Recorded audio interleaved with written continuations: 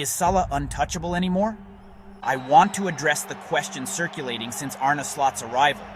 At 32, contract entering its final year, wages that dwarf the squad. Slot dropped him for a crucial fixture. Suddenly the conversation shifted from when will Salah sign to does Salah fit? This isn't about disrespect, it's about tactical evolution. Whether Liverpool's greatest modern attacker can adapt to a new defensive blueprint. Let's break down what Slot demands from his right winger. Wide forwards are the first line of defense, pressing the fullback, controlling counter-press lanes. The data shows Salah's pressing actions have declined.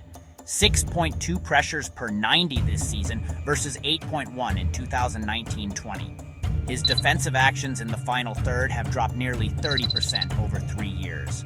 Slot's principles are non-negotiable. Wingers must act as defensive triggers. When the ball goes wide right, Salah needs to press the angle, force play inside. Too often, we're seeing him hold position, waiting for the turnover rather than creating it.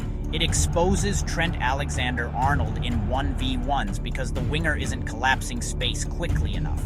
Against top sides who exploit that right channel, Liverpool look vulnerable. Is Salah's offensive output worth the defensive trade-off, or does it compromise structural integrity?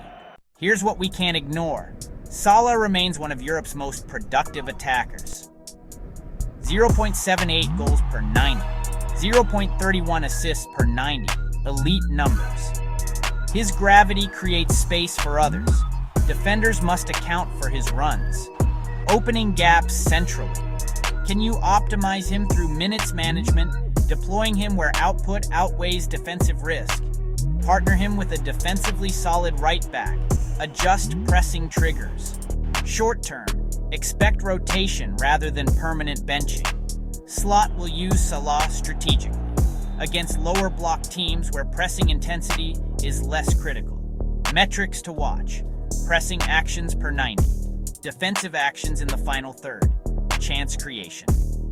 If defensive numbers improve, it signals adaptation. If not, we're watching a role shift, impact player rather than automatic starter. Even kings must adapt. Did Slot expose Salah, or did he expose the limits of any system accommodating a player whose strengths lie elsewhere? I think it's the latter. This isn't about decline, it's about fit. Salah can still decide matches, but Liverpool must choose. Build around that ability, or demand he builds around them. The answer will define both his legacy and Slot's project.